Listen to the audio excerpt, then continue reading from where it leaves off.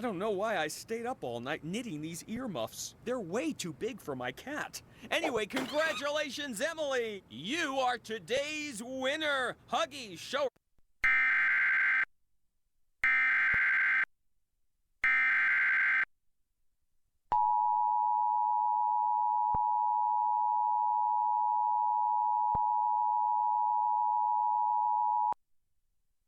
The National Weather Service in Nashville has issued a severe thunderstorm warning for Central Marshall County in Middle Tennessee, South Central Rutherford County in Middle Tennessee, Southeastern Maury County in Middle Tennessee, Northeastern Giles County in Middle Tennessee, Bedford County in Middle Tennessee, until 9:15 p.m. Central Daylight Time.